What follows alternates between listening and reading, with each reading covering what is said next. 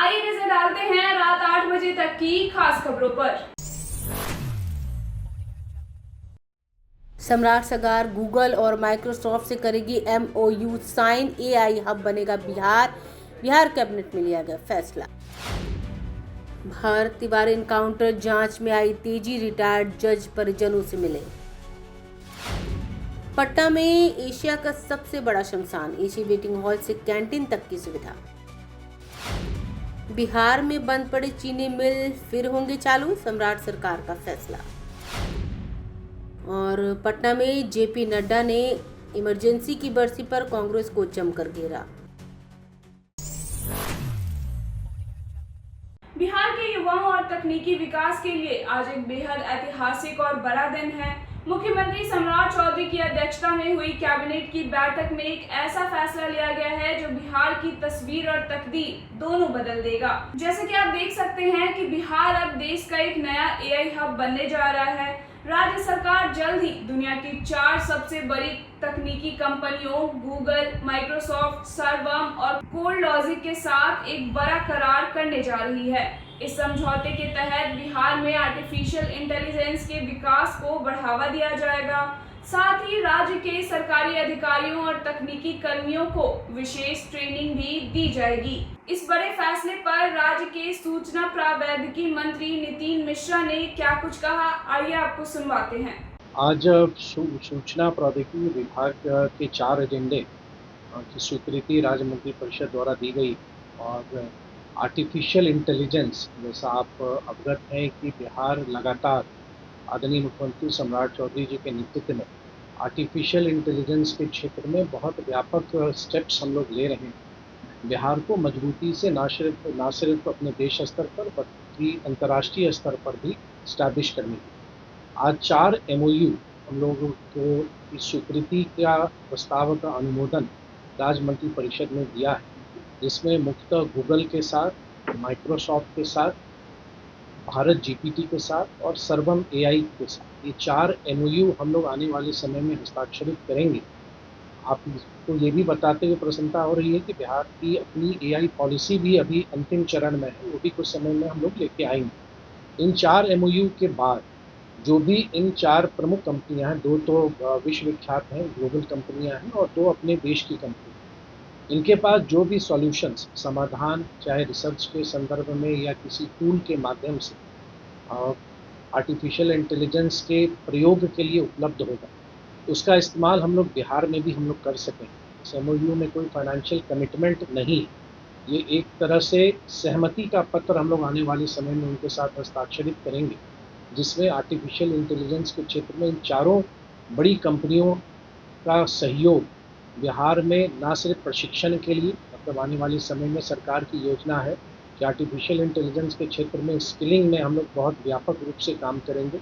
जो सरकार की योजनाएं संचालित होती हैं या जो विभाग की आवश्यकताएं होती हैं, उनके डिलीवरी में भी हम इस्तेमाल करेंगे। हमारे यहाँ के जो ह्यूमन रिसोर्स, जो हमारे पदाधिकारी, हमारे कर्मी या शिक्षक हैं, आने वाले समय में हम उनको भी एआई के क्षेत्र में हम उनको प्रशिक्षित करेंगे। तो स्पष्ट रूप से हमारा ये मानना है कि इन 4 एमओयू के साथ अब बिहार भी मजबूती के साथ आर्टिफिशियल इंटेलिजेंस के क्षेत्र में अब अपने काम को बढ़ा रहा है। और विशेष रूप से माइक्रोसॉफ्ट और गूगल जैसी कंपनियों के साथ बिहार सरकार का इकरारनामा एमओयू बहुत बड़ा स्टेप है, जो आने वाले समय में बिहार को न सिर्फ हमारे राज्य को आर्टिफिशियल इंटेलिजेंस के क्षेत्र में बल्कि इंफॉर्मेशन टेक्नोलॉजी के भी क्षेत्र में बड़े निवेश को आकर्षित करने के साथ साथ जन कल्याण के लिए भी योजनाएं बनाने में हम सबको मदद मिलेगी। संक्षेप में ये 4 प्रस्ताव जो आज राज्य मंत्रिपरिषद से स्वीकृति मिली है, वो मैं आपसे साझा कर रहा हूँ। और इससे संदर्भ में अगर आपको कोई प्रश्न है, आगे की तो जानकारी अरविंद जी देंगे, लेकिन इन 4 एजेंडे पर अगर आप कुछ पूछना चाहें, अगर कुछ जानना चाहें तो स्वागत है।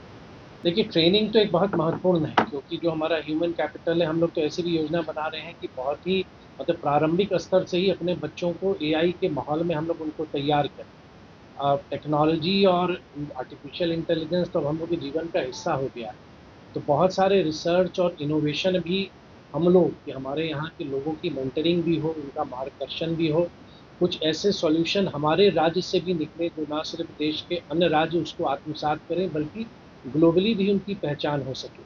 आईआईटी पटना में भी हम लोग का एक बहुत बड़ा रिसर्च लैब बनने जा रहा है, जो पूरे इंफॉर्मेशन टेक्नोलॉजी और विशेष रूप से आर्टिफिशियल इंटेलिजेंस के क्षेत्र में आने वाले समय में एक बहुत बड़ा केंद्र हमारा बनेगा। तो प्रशिक्षण एक आयाम है, निश्चित तौर पर आने वाले समय में हम रिसर्च भी इनवाइट करेंगे, इनोवेशन में भी हम लोग काम करेंगे, जॉब क्रिएशन होंगे, हमारे यहाँ के लोग अगर एआई में स्किल्ड होंगे, हमारे यहाँ निवेश भी बढ़ेगा, क्योंकि बिहार की हमारी पूंजी हमारे लोग हैं, हमारी युवा शक्ति है। तो आने वाले समय में आप देखेंगे कि आर्टिफिशियल इंटेलिजेंस का व्यापक इस्तेमाल निवेश के साथ साथ रोजगार सृजन, हमारे लोगों का प्रशिक्षण और एम्प्लॉयबिलिटी बढ़ाने में किया जाए। एक तो देखेंगे पहले से भी जैसे आईआईटी है या सीआईएम बहुत जगह हम सबके इंक्यूबेशन सेंटर्स भी चलते हैं, जैसे स्टार्टअप्स वगैरह हैं या उसमें, और हम तो आने वाले समय में अब डीप टेक पे भी काम करने वाले हैं।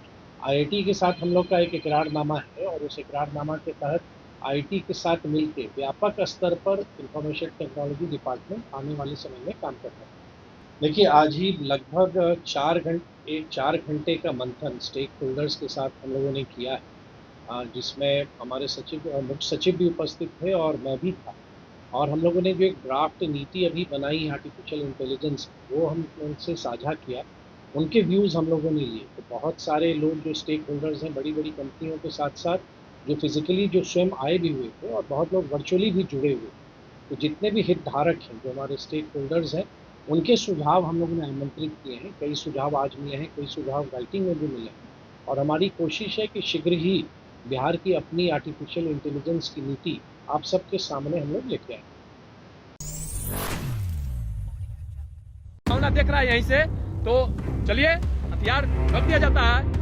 लीजिए। भोजपुर जिले के शाहपुर के बिलौटी गांव में भारत भूषण तिवारी इनकाउंटर की जांच तेज हो गई है। इसी कड़ी में इस प्रकरण की जांच के लिए जो न्यायिक आयोग गठित की गई है, उसके अध्यक्ष रिटायर्ड जज विनोद कुमार सिन्हा बिलौटी गांव पहुंचे। विनोद कुमार सिन्हा ने बिलौटी गांव में जाकर भरत तिवारी के माता पिता और अन्य परिजनों से मुलाकात की है। उनके साथ डीआईजी सत्यप्रकाश, डीएम तनय सुल्तानिया और भोजपुर जिले के एसपी राज भी मौजूद रहे। विनोद सिन्हा ने मुठभेड़ स्थल की भी जांच पड़ताल की है। रिटायर्ड जज विनोद कुमार सिन्हा से मुलाकात के बाद भरत तिवारी की मां आशा देवी ने मीडिया से बातचीत की है। भरत की मां आशा देवी ने कहा कि न्यायिक आयोग के अध्यक्ष से बातचीत में हमने कहा है कि आप लिख कर दीजिए कि हम न्याय करेंगे। हमने तो जज साहब से फांसी की मांग की है, इसमें जिसका हाथ है उसे फांसी दी जाए। भरत तिवारी को मरवाने में जिनका हाथ था वो एसडीएम आए हुए थे और वहाँ खड़े थे। भरत भूषण तिवारी की मां ने आगे कहा कि हमने मांग की है, जिसने मेरे बेटे को मरवाया, जिस एसटीएफ ने के जवान ने उसे मारा, उसे भी फांसी होनी चाहिए। इसके अलावा हमारी सरकार से कोई दूसरी मांग नहीं है। वहीं बिलौटी गांव पहुंचने के बाद जब पत्रकारों ने रिटायर्ड जज विनोद कुमार सिन्हा से प्रतिक्रिया ली, तो उन्होंने कहा कि अभी कोई प्रतिक्रिया नहीं देंगे, अभी पहली बार आए हैं, आगे जब जांच शुरू होगी तब आप पूछ लीजिएगा। आपको बता दें कि 17 जून को पुलिस एनकाउंटर में मारे गए भरत तिवारी के परिजन लगातार यह दावा कर रहे हैं कि सरेंडर करने के बावजूद भी उनके बेटे को पुलिस ने गोली मार दी थी। परिजन दोषी पुलिसकर्मियों को फांसी देने की लगातार मांग दोहरा रहे हैं। इस मामले की जांच के लिए सम्राट चौधरी सरकार ने न्यायिक आयोग का गठन कर दिया है। इस पूरे प्रकरण को लेकर बिहार में सियासत भी तेज है। राजद विधायक भाई वीरेंद्र ने कहा कि इनकाउंटर करने का अधिकार नहीं है। अगर दोनों तरफ से गोलियां चलती हैं तो गोली कहां चली ये अलग बात है, लेकिन इसमें इनकाउंटर दिखाने की कोशिश की जा रही है। अगर पुलिस को लगता है कि यह समाज में आतंक फैलाता है, क्राइम करता है, तो आप उसको सजा दीजिए। सजा का प्रावधान बना हुआ है, कानून बना हुआ है, आप उसे गोली नहीं मार सकते। दोनों तरफ से गोली चलती है और तब गोली लगती है तो उस पर भी कुछ नहीं कहना है। लेकिन यह परिपाटी बन गई है, जब पिछड़ा वर्ग के लोग मारे जाते हैं तो उसका कहा जाता है बहुत बड़ा क्रिमिनल था।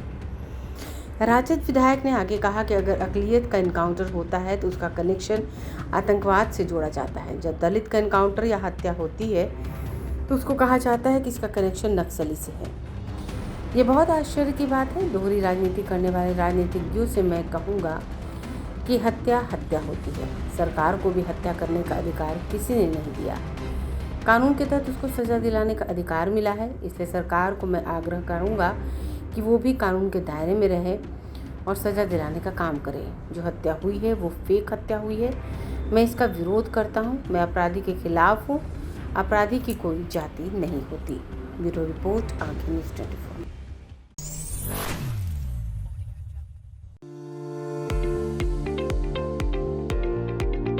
बिहार की राजधानी पटना में एशिया का सबसे बड़ा शमशान घाट तैयार हो गया है।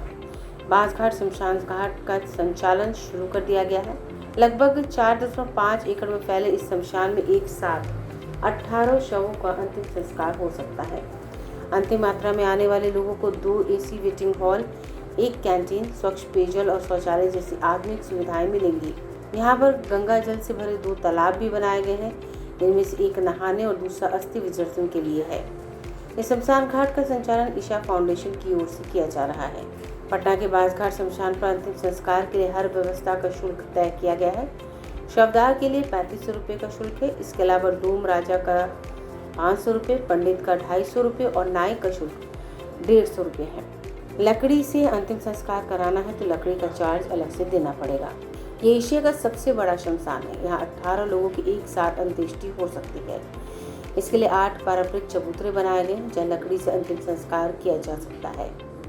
इसके अलावा 4 इलेक्ट्रिक शवदाह इकाइयाँ और 6 लकड़ी आधारित पर्यावरण अनुकूल भट्टियाँ भी हैं। ईशा फाउंडेशन के पदाधिकारियों का कहना है कि भविष्य में गरीबी रेखा से नीचे जीवन यापन करने वाले लोगों को यहाँ मुफ्त अंतिम संस्कार की सुविधा मिलेगी। अभी यह व्यवस्था शुरू नहीं की गई है, लेकिन आने वाले समय में ऐसा किया जाएगा। बांसघाट शमशान में अंतिम संस्कार के लिए गैस से चलने वाला खास तरह के फर्नेस भी तैयार हो रहे हैं। 15 दिनों में इन्हें चालू कर दिया जाएगा। इससे और भी कम लागत में दाह संस्कार हो सकेगा। ईशा फाउंडेशन ने तमिलनाडु से प्रशिक्षित वॉलंटियर की तैनाती की है। इनमें कई प्रोफेशनल युवा भी शामिल हैं जो अपनी नौकरी छोड़ फाउंडेशन से जुड़े हैं। संस्था की ओर से तमिलनाडु में 33 शवदाह गृहों का संचालन किया जा रहा है। पटना के दीघा घाट में भी ईशा फाउंडेशन की ओर से शमशान घाट बनाया जाएगा। यह एलपीजी से संचालित होगा। इसके अलावा बेगूसराय के सिमरिया घाट, भागलपुर के गयाजी, सहरसा और छपरा में भी शवदाह गृहों को आधुनिक करने की योजना है। इसके लिए पिछले साल बिहार सरकार के साथ ईशा आउटरीच का करार हुआ था। ईशा फाउंडेशन के संस्थापक सदगुरु 26 जून को 3 दिवसीय बिहार दौरे पर आ रहे हैं। पहले दिन वह मुख्यमंत्री सम्राट चौधरी से मुलाकात करेंगे। 27 जून को बापू सभागार में उनका कार्यक्रम होगा। फिर 28 जून को वे तमिलनाडु वापस लौटेंगे। सदगुरु का यह पहला बिहार दौरा होगा। ब्यूरो रिपोर्ट, आंखें न्यूज़ 24।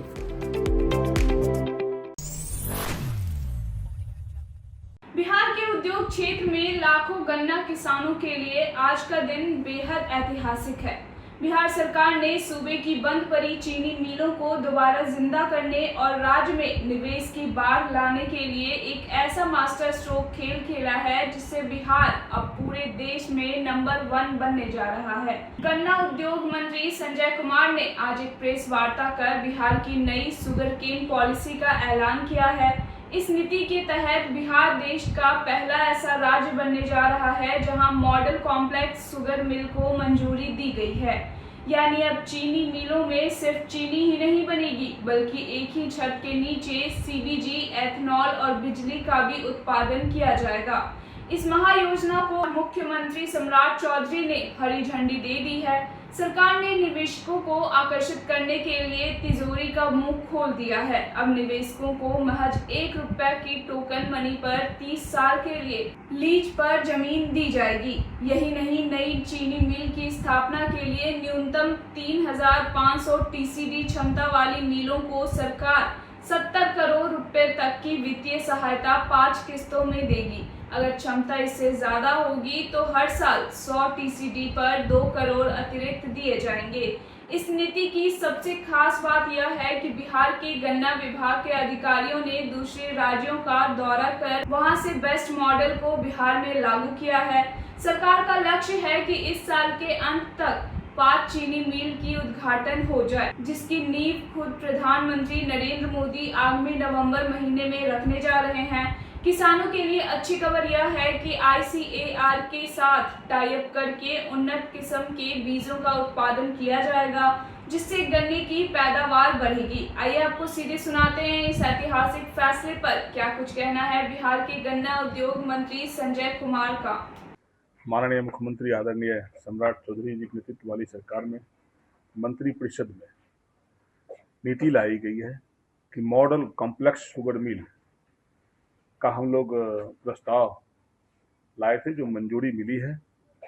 और जहां देश का पहला राज्य बिहार होगा जो ये पहली नीति लाई है, जहां मॉडल शुगर मिल का स्थापना होगा, जहां हम लोग सीवीजी, इथेनॉल और विद्युत उत्पादन को बढ़ावा देंगे। पहले हम लोग चीनी उत्पादन करते थे, हम लोग अब इथेनॉल, सीवीजी और विद्युत का भी उत्पादन करेंगे, जो नई मिल मॉडल कॉम्प्लेक्स मिल होगा। और सरकार ने तय किया है कि निवेशकों को 30 साल के लिए हम लोग लीज पर देंगे, 1 रुपया टोकन पर 40 एकड़ जमीन देने जा रहे हैं। यह बिहार देश का पहला राज्य है। और 5000 टीसीडी पर हम लोग 100 करोड़ रुपया का अनुदान देंगे, 3500 टीसीडी पर 70 करोड़ का अनुदान देंगे। उससे कम पर हम लोग 15 करोड़ का अनुदान सरकार देगी। यह दिन हर्ष का है हम लोग के लिए, किसानों के लिए और नए निवेशकों के लिए। हम लोगों ने यह प्रस्ताव लाया था, मंजूरी मिली है और आप सबके बीच यह साझा करना चाहते थे। आने वाले दिनों में माननीय प्रधानमंत्री जी का, माननीय मुख्यमंत्री जी का मिशन था कि बिहार में बंद पड़ी चीनी मिल और नई चीनी मिल, कुल मिलाकर 25 चीनी मिल की स्थापना करनी है। तो उस पर सरकार काम कर रही। मेरे अधिकारी लगातार इस प्रयास में लगे रहे और कल का ये प्रयास सफलता में बदली है। माननीय मुख्यमंत्री जी के पास गया, स्वीकृति मिली। इन सब बातों को लेकर आपके बीच साझा करना चाह रहे थे हम लोग, आपको बीच बताना चाह रहे थे। मेरे अधिकारी भी हैं, मौजूद हैं, कुछ विषय की जानकारी अगर लेनी होगी तो ये भी आपके बीच रखेंगे। सर क्या है वो मॉडल कॉम्प्लेक्स शुगर मिल में पहले हम लोग सिर्फ चीनी उत्पादन करते थे, अब इथेनॉल, सीवीजी, बायोगैस और विद्युत उत्पादन करेंगे। एक साथ 4 उस मिल की स्थापना से उत्पादन होगा, निवेशक आएंगे तो ये सारे चीज़ों पर हम लोग का होगा।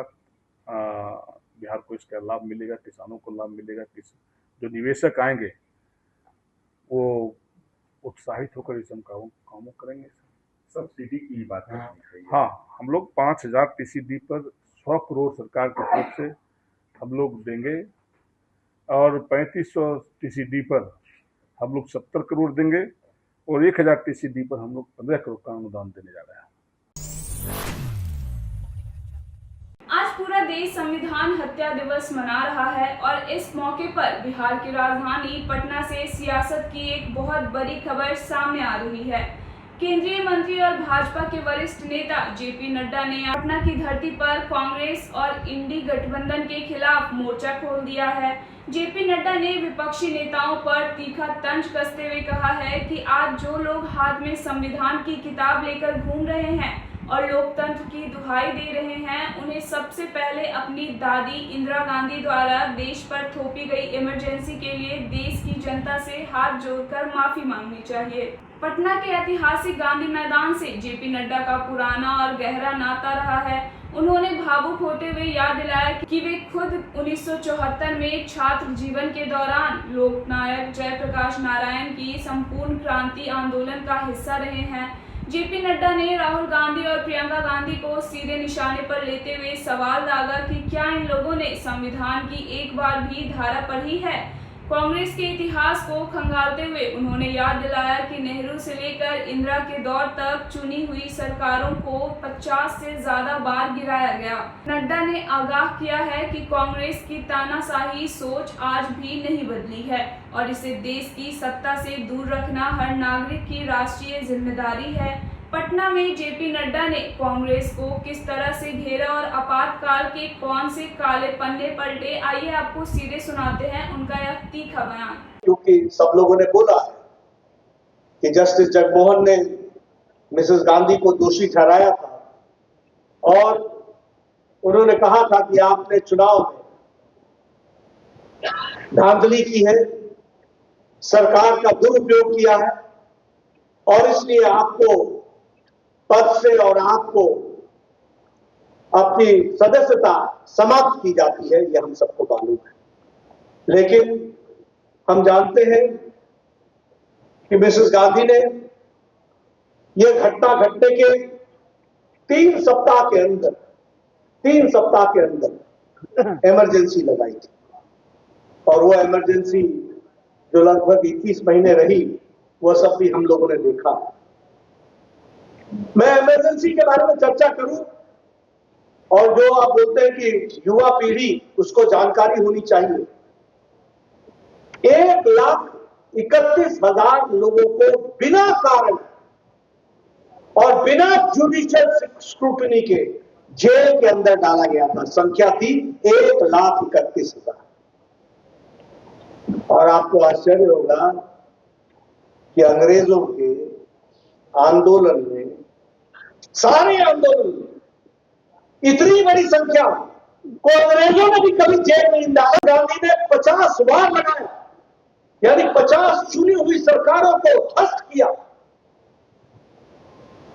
और हमारे दृष्टि से अगर देखा जाए तो आज जब नरेंद्र मोदी जी की 12 साल की सरकार है, तो जम्मू कश्मीर को छोड़ करके और कुछ समय के लिए मणिपुर को छोड़ करके हमने कहीं भी राष्ट्रपति शासन नहीं लगाया है। ये हमारी ताकत है, इसको हमको समझना चाहिए।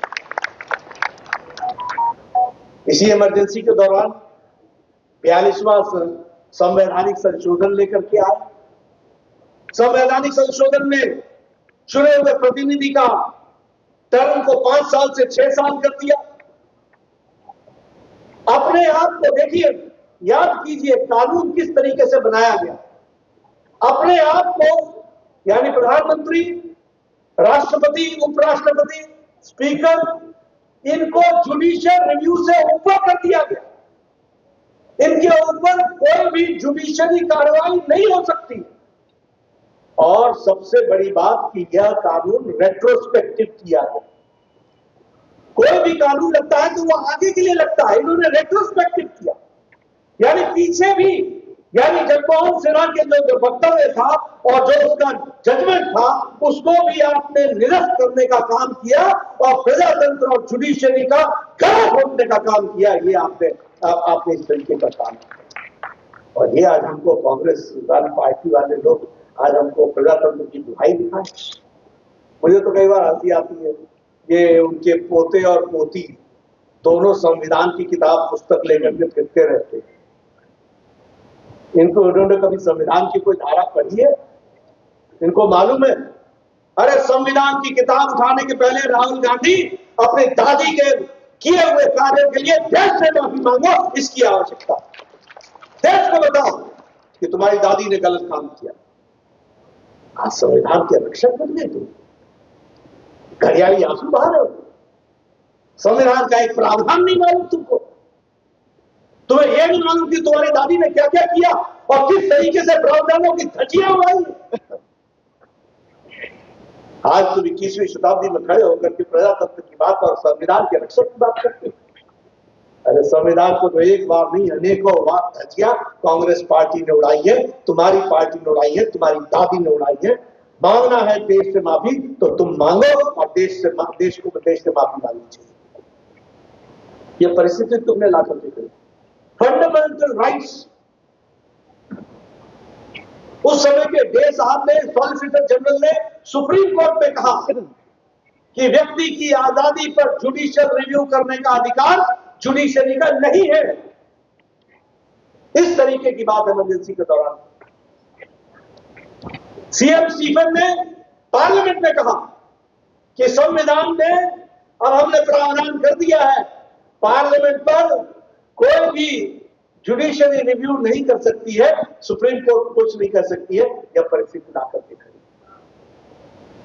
इसलिए हम जब संविधान दिवस को याद करते हैं, संविधान हत्या दिवस को याद करते हैं, और हम जब लोकतंत्र की हत्या दिवस को याद करते हैं, तो इन सब चीजों को जानना बहुत जरूरी है। मैं तो अपने आप को बहुत सौभाग्यशाली मानता हूं कि आजादी की लड़ाई के बाद सबसे बड़ी लड़ाई जो जयप्रकाश नारायण आंदोलन की लड़ाई लड़ी, उसमें मुझे भी शामिल होने का मौका मिला। ये मैं अपना सौभाग्य मानता हूं। आज के दिन में अगर आप देख लीजिए इनकी गतिविधि क्या है। इनकी गतिविधि देश को मजबूत बनाना नहीं है। सत्ता की लोलुपता में ये जितने भी राष्ट्र विरोधी कार्यक्रम है उसमें अपने आप को शामिल करने में अग्रसर होते हैं, तो ये इंडी अलायंस का काम है। ये दो तरीका हो गया। और इसलिए अभी आपने देखा होगा कि 10 दिन पहले उस समय के युवा नेता होते थे, यूथ कांग्रेस के नेता होते थे जब मिसेस गांधी थी, और लंबे समय तक राजस्थान के मुख्यमंत्री रहे अशोक गहलोत। 10 दिन पहले उनका वक्तव्य क्या है?